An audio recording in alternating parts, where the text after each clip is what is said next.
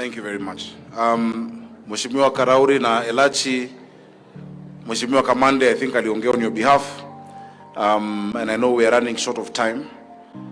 We have recognized Mheshimiwa Malala. I'll call you a bit later. But for now, let me make the remarks. Your Excellency, I rarely read speeches. I normally speak from my heart. But the gravity of what we are doing, there are some things I don't want to forget. Thank you.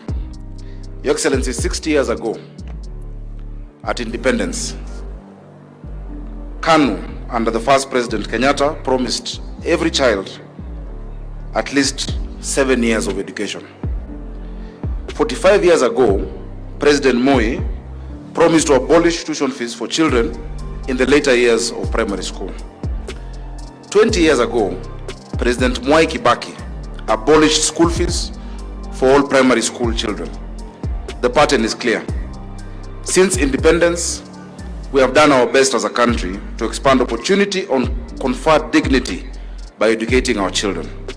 We are here today as Nairobi County to write our own page of history, of that very proud history. We are here to groundbreak the 10th kitchen of Nairobi school feeding program, Dishi na County, the largest feeding program by a city on the continent of Africa, Your Excellency. Your Excellency, a dignified life demands a decent education.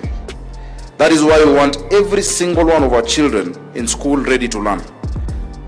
Your Excellency, when I was Senator of Nairobi, some schools had been vandalized during the COVID break.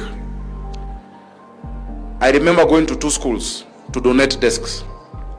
I went to Raila Educational Center in Kibra, and I went to Gatina Primary in Dagoretti North. When I went to Gatina Primary and asked these children, after giving them the desks, what would you like me to do for you? Normally the children will say, we want footballs, we want a school bus. The children all in unison said they wanted food. When a child asks for food, they really need it. As a parent, I was very sad. And that time in 2020, I said, I must do something about it. In the Senate, I drafted the National School Feeding Act, or rather bill. It never saw the light of day. I benchmarked to the US 1965 School Feeding Act. It didn't go far. But I said, if God gives me the chance to become the governor of Nairobi, children will eat food in school. Your Excellency, yesterday we were in Mudangari Primary with Honorable Elachi. We were in Njiru. We were in BD. When you look at the reaction of the children, when you mention food, I think as leaders we need to be very embarrassed. Our children are losing a third of their education when they are told at lunchtime to either go find food and they don't come back to class. They don't come back to school. And when they come back the next day, they can't catch up with what they were taught the day before. Yesterday in Jiru, the chairman of the board of management said that you have remembered even in Nairobi, we have levels of poverty with people sleeping with empty stomachs. It is not only in semi-arid and arid areas where people are hungry, even here in Nairobi.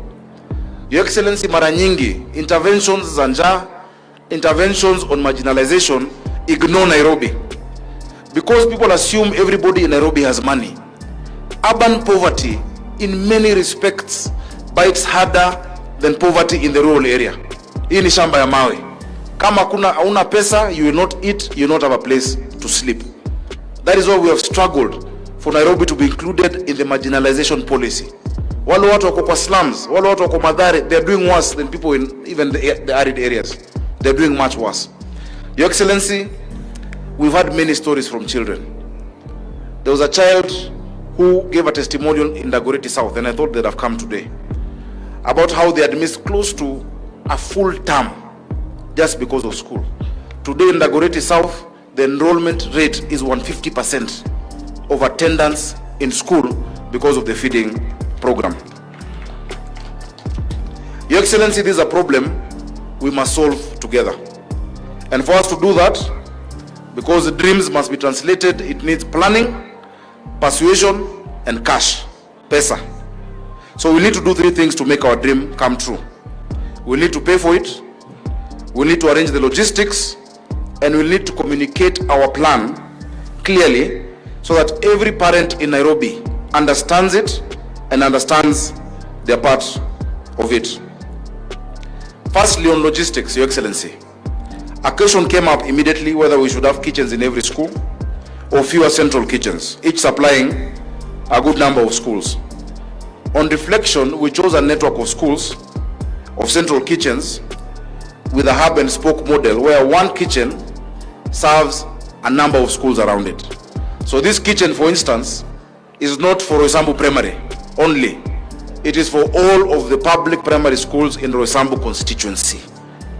And so we have groundbroken in Sarai constituency, Rescos Primary, Makadara, BD Primary, Kasarani, Njiru Primary, Embakasi South, Kwanjenga Primary, Embakasi Central, Kawele 1 Primary, in Dagoretti North, Mudangari Primary, in Kibra, Toi Primary, in Westlands, Farasi Lane, Roraka, Babadogo.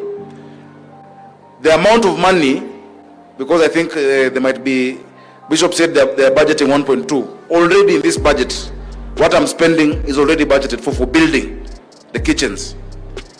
In the next financial year, naomba wa MCS wangu tupitishe so that we build the other 6 kitchens, plus now we subsidize the meals from August 28th.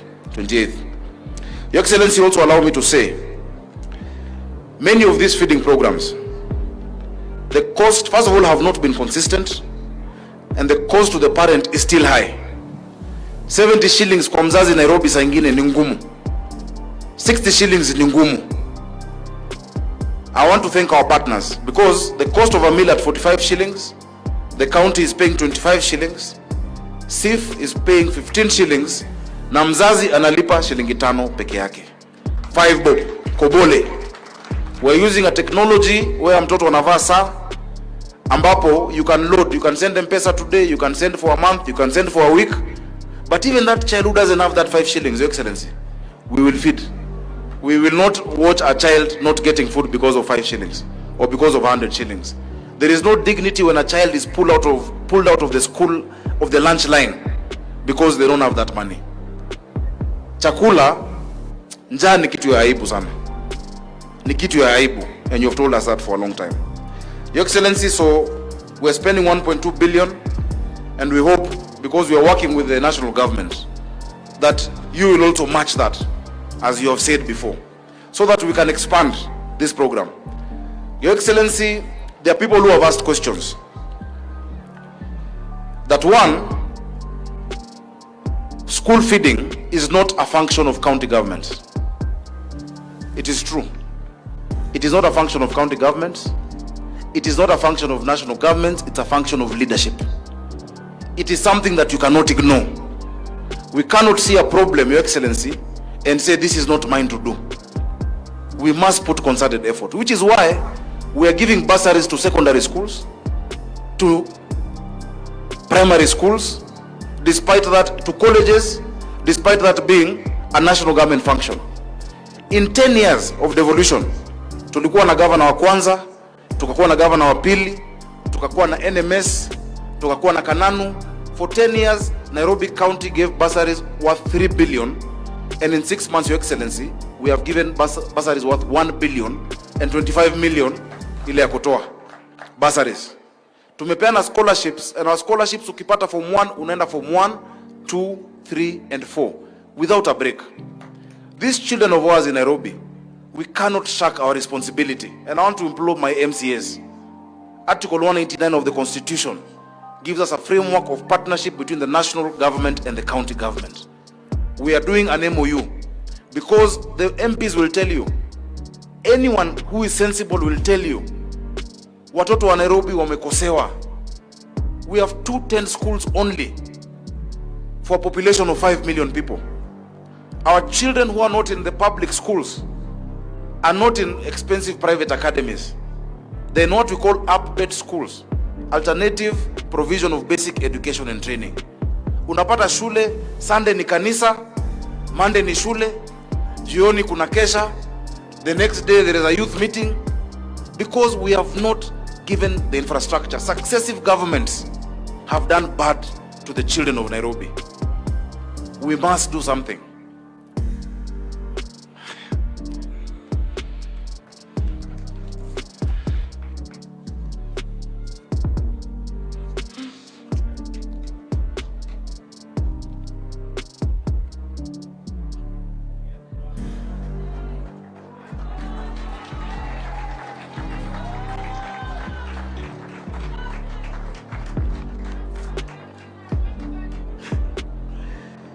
Your Excellency, sorry.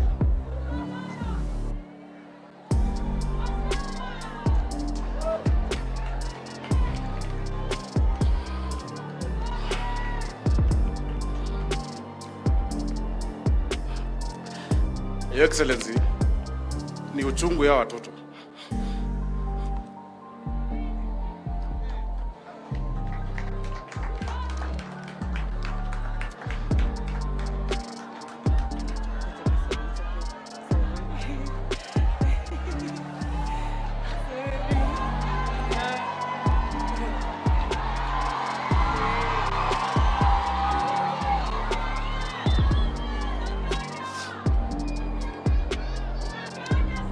Thank you. Your Excellency. Your Excellency, this thing must work. There's no other way. It must work. These children deserve the same that your children have and that my children have. And so I thank you because you have supported from the beginning. Whenever there's been resistance, you have called your minister, you have called whoever matters for these children of Nairobi. Thank you so much, Your Excellency. Allow me to stop there because I think the point has been made. We are doing 10 kitchens in 10 weeks. This is the only project I have sat with contractors. Nikwambia hii msiweke mchezo. This one, don't play around with. And they have understood they are not just building a building. They are giving our children dignity and a hope for the future. So, Your Excellency, karibu sana, Roysambu, karibu sana Nairobi. Thank you for supporting me in doing this. We are going to deliver. And one day, vile wanakumbuka maziwa ya Nyayo, watakumbuka chakula ya Ruto. Watakumbuka chakula ya Ruto.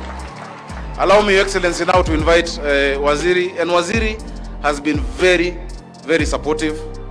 We have sat down with him. We have agreed on the framework. We have a working group together